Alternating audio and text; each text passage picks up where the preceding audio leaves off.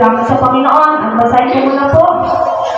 Sa aklat ng Matthew chapter 10, verse 32, na ang sabi po ng salita ng Diyos, ang sinumang kumilala sa akin sa harapan ng mga tao ay kikilalanin ko rin naman sa harapan ng aking Ama na nasa langit. Kaya sa oras na ito, church, sino pong magpapakilala sa lahat ng kabutihan, kadakilaan ng Panginoon sa inyong mga buhay? Sige po, taas ang kamay. Ayun, sa buhay po ni Mama Jonalisa. Palakpakan po natin ang Diyos. Amen po. Ang pagpalaman ng araw po sa lahat. Unang pagpapasalamat po ako sa Diyos na buhay. Ayun po, pasalamat po ako sa Diyos. Napakabuti po nga po talaga yung revelation po kagabi ni Mama Mila na may panalangin po talaga. Di ba po tayo po, lagi tayo nalalangin na talagang yung ano natin po, di ba, yung word po, yung panalangin. At yun po talaga yung nangyayari sa aking buhay ay ang pananalangin na akala ko, hindi ba sabi ng ating paskora po kagabi na sa panalangin ay napakaganda. Nangyayari sa gagala ko, kung saan yung po talaga ng mga dana at yung ating mga kaibigan, itinulog po natin sa Diyos. At Diyos po natin na sila itulog. Amen. Dahil ang Diyos po po talaga ay may right time. Galing talaga po pala. Kaya ko pala yung nababasa yun na yung sa buko ng Isaias na hindi tinakta sa lahat. Kaya ko pala, kaya masabi ko, ay kuya kuya, kung hindi ka man nag-aaral, wag ka manunod sa Diyos. May tamang pala niya, ganun din sa aking buhay. Sa aking buhay, sa aking tao. Sa iba kaya, ano yung nakikita natin yun, hindi pala yan yun. Kasi lahat ay may tamang panahon. Amen. Sabi ko nga nung yun, yung ganito na ano, sa putang Isaias. Sabi ko nga nung putang Isaias ngayon, kasi ang tangi, hindi mo kailangan kong talala. Kasi nga po pala, pagka Diyos ang nagpangyari, talagang napakabuti niya at nakakalugod, napakasarap sa puso. Kasi kung kapag talaga lang po ang pananalangin at ang pagtitiwala niya sa Diyos. Sabi ko, sa Diyos po lahat ang kakulihan niya. Amen. At ang sabi po ng mga aral, chapter 3, verse 1, ang lahat sa mundong ito ay may kanya-kanyang panahon, may kanya-kanyang oras. Sa lahat po natin mga dalangin, hintayin po natin ang Diyos at tutugunin din po niya yan. At sino po po? Yan, sa buhay po ni Mama Lu. Palapakan po natin ang Diyos sa buhay. Sunod po siya. Amen. Salamat po sa Panginoon. Talaga napakabuti po niya. Yun po, nais ko lang po pasalamat sa akin na talagang ang Diyos ay talagang mabuti at siya po ang tumutugon sa ating lahat, sa ating mga dalangin. Kaya yun, salamat po talaga sa ating Panginoon na lahat ng aking mga sa buhay ay ligtas po sa lahat ng kasakit karamdaman at kapahamakan. Ganun din po sa aking buhay na pinatuto ko na po ito nung isang linggo na sabi ko nga po, napakataas ng sugar ko. Pero alam niyo po, sa kapurihan at kabutihan ng ating Panginoon, talagang isang linggo lang po, sa taas ng 400 plus, isang linggo lang po ang nakalipas, naging 200 na lang. Kaya yun, alam niyo po, talaga nasa panalangin ay talagang tumutugon ang ating Panginoon.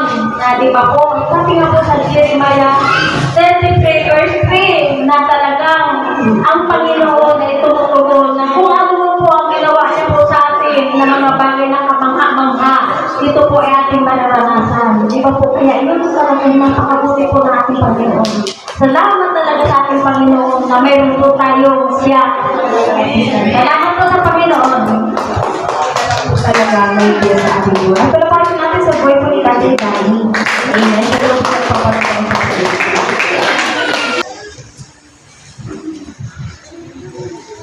Lord. Magandang umaga po, Panginoon. Amen. Salamat po ako. Dahil po yung ano ko naman na hospital. Tawag ko na Panginoon. Malutog naman po yung ako po. Naawa ka ng ina niya. At saka, matigil naman po. Kaya, aking pasalamat po sa Panginoon. Diyos na buhay. Maraming salamat po. Yun lang po.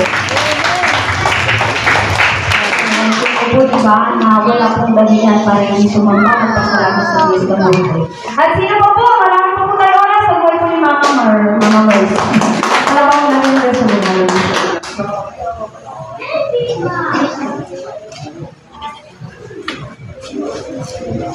Magandang umaga sa bawat isa. Una sa Panginoon. Nagpapasalamat ako sa Lord sa maraming mabubuting bagay na nangyayari sa buhay ko. Sa kanila yung maraming pangit na nangyayari. Hindi ako nakawalan ng pag-asa na alam ko ang Diyos ay laging sumasakit sa ating lahat. Gusto ko yung magpasalamat sa Panginoon. Bagay na rin sa nakakapaka ang Diyos eh. Alam naman ng mga nakarainig na napakahirap ko yung nakarainig na yun. Minsan, sumasagsan ko ang isang hindi mo ginagawa sa Diyos. Nakaka-amaze talaga eh. Isang araw, wala na siya akong nabitingin halos. Nandun natutulog yung ako. Nagpunta ako sa Wawa kasi sinalaw ko si Nanay Gina kasi may pangako sa kanya last week na lalaki. Naisip ko na hindi ko sa nadaanan kasi gawin na ako sa Wawa. Pero ng mga tete, talagang mabuti ang Diyos. Sabi niya sa akin, hindi naman ako nakaready kasi masama yung pakaramdam ko. Kasi maliban doon, nung ako yaalis, sabi niya sa akin, alam talaga na hindi sobrang pangangailangan mo. Sabi niya, kapatid, dito yung 1,000 mo. Igawa mo ko ng balot sa buho, sabi mo sa akin, at huwag mo na siya sukulitan. Yung kamay ng Diyos, lagi siyang naalala. Kaya sa buhay na ito, kung ano yung mga bagay na wala, gusto kong encourage kayo. Kung ano yung mga bagay na wala kayo, kumasa kayo sa Diyos. Amen. Alam mo, natutunan nila ng pangangailangan ko, hindi ako nahihirapan kasi nagtitiwala ako, may pangako ko siya eh, na kung susunod ka sa akin, lalo na sa pagbibigay, bubuksan ko yung tulungan ko ng kalamitan para ibuko sa iyo masagana, yung pagpapala. So mga blessing ng Lord, hindi mo kailangan pagpapala, hindi mo naman hinihingi, pero kung saan na rin ako. Sa mga nakaraang buwan, araw, linggo na naranasan ko yung mga blessing ng Lord sa kabila ako ay nahihirapan sa aking buhay. Kaya, at kagabi, kahapon, pumunta yan ako sobrang taas ng GP. Umaga pa lang daw suka na siya ng suka, pero sabi ng pastor natin, pag-point na yun siya eh. Pero may tiwala ako sa Diyos. Once I pinag-pray ko yung isang bagay, pinangahawakan ko yung aking kaya nandun hagis para buhon. Kaya anong pag-uwi ko, gusto na tulog sa buhay ng bahay nila is tulog na siya, pangit at tulog din sa rin. Ibig sabihin, okay na po siya sa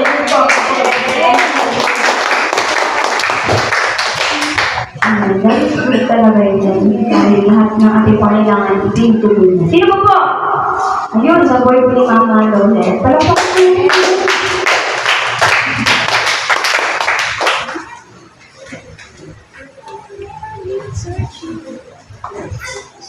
Pagpalang umaga po sa atin. Amen.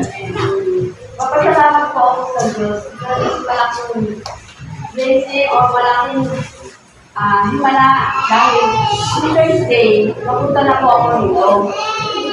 Masama ko kasi ang paramdam ng aking lola. Tapos, yung aking lola niya sa kabila, nagpapanik dahil po yung ako niya ay nangingina at nalaga-talaga. Hindi mo lang sa kakain. Bagamat sa ibalik-balik yung kanyang lagnat. Yun po, nagkaroon ng pumasok. Sagat po ang mga lahat. Saan ako ipaalis na pupunta po dito sa bed dahil sa kanyang natin. Napilitan po akong galing sa ospital dahil hindi po makalimutan yung mga minuto sa kabila. Pero salamat sa Diyos dahil sa ngayon po okay na dahil sa prayer, dahil sa mga bagay na wala. Siya po nagkaroon ng pneumonia at infection sa likod. Sa likod, dati po na-meron siya. Siguro po, dahil sa mga bata, dahil nung umuulan, siya po naglaro sa ulan. Nagsimula po noon, minadaglag na siya. Pero, mabuti ang puso. Yes, dahil sa prayer, siya po yung nakarecover. Yes! Okay na po siya dahil sa Panginoon. Salamat sa Diyos. Salamat. Amen. And pray lang talaga po ang solusyon sa lahat ng problema sa may karamdaman. At sino mo po? Ayun, sa buhay po ni Nanay Nina. Para pa rin si Diyos. At ang ginagawa ko po na po. Talagang napakabuti ng Diyos, ano? Kasi talagang napakabuti talaga ng Diyos sa Diyos naman talaga. Napagkaroon ko talaga napakabuti ng Diyos. Kasi kahit sinjong pala lang naman talaga pinagsabi ko. Kasi napatulayan ko na sa sarili ko na sabi ko lang, pupunta na doon. Anak niya, ikiwan sa akin. Sabi ko, Lord, sabi ko sa prayer, ginagawa sa santa ng Diyos. Sabi ko, Lord, huwag mo itong hayaan magulo sa ating dalawa. Ipasarali ko yung pasada ko yung kanyang yung Lord, saka huwag siyang bumasa sa amin. Pumasa? Hindi tumubok sa tulo. Sabi ko. Tapos, nung kalakaw niya, sabi sa akin, nanay, gano'n po ka kasi Mexico ko. Thank you, Lord. Magkamatay ako na ako na bata pag may laki ng sakit. Sabi ko, hindi ka magayanin ng Lord. Sabi ko, talaga na, pagkabuti. Talaga magsatawag lang talaga yung tayo gano'n. Talagang po ko. Kasi kung hindi kayo tatawag, wala po ko. Kaya, Diyos pang-gano'n. Amen. Hindi kasi yung ganda, hindi ko sinarin sila nila. Sino po ang magpapasalamat sa Panginoon? Sino po po? Taas lang naman. Ay, sa buhay ni dati, hindi pala pa natin ng Diyos.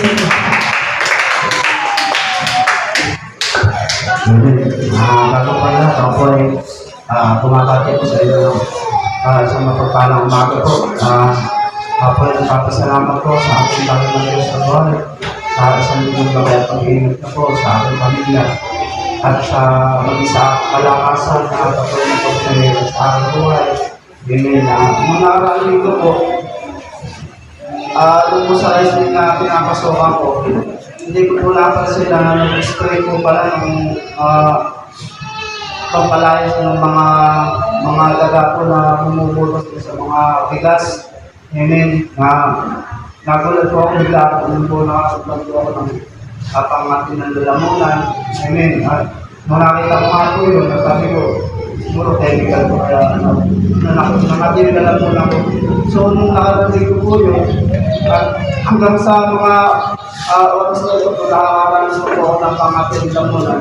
So, habang nagtatrabaho po ako doon, nagtulat po ako, tumatabi ako, tapos pinuho ako. Tapos nung kahapon po, hindi ko po mapigilan yung pangkatulungan ako. So, pumunta po ako sa isang kilid. Nag-pray po ako sa Panginoon. At hindi ko natawag. Anong po yung managawa ko na pag-aasala? Hindi ko natawag yun sa Diyos. Kasi po sinasabi naman sa Bible na yung agalingan po ay makakunta natin sa pagiging natawag. Pagkaman hindi ko natin alam yung mga nagawa natin pag-aasala. So, yun po, pag-ibigin natin tinawag. Ay mawawala po yung nararamdaman natin sa sakit. Yun nga po, purihin ng Diyos, nung kahapon, hindi na po ako naaramdam ng pangatin ng lamunan. At ako lang ako trabaho ng maayos. At nagpapasalamat din po ako sa buhay ng ginamit ko para magbigay po ng lamon. Para mawala po yung pangatin ng aking lamunan. Sa buhay ko ng mga pastora. Salamat po sa Diyos. Pinagal sa aking mga nagpapalit sa Jesus na ilay. Silang po'y nakakaroon ng mga saraptana sa kabila ng aking pananalangin. Hindi magtagpagod tumagal. Ay tumagal po yung isang medical. At alam naman po natin ng ating mga pastora. Sa ating mga pastora. Kaya napakapit po ng Diyos. Sa mga sandali po ay nararamdaman ko at tuloy na po akong pinagalingan ko. Sa Diyos po lahat po. Amen. Meron pa ba? Magpapasalamat sa Panginoon?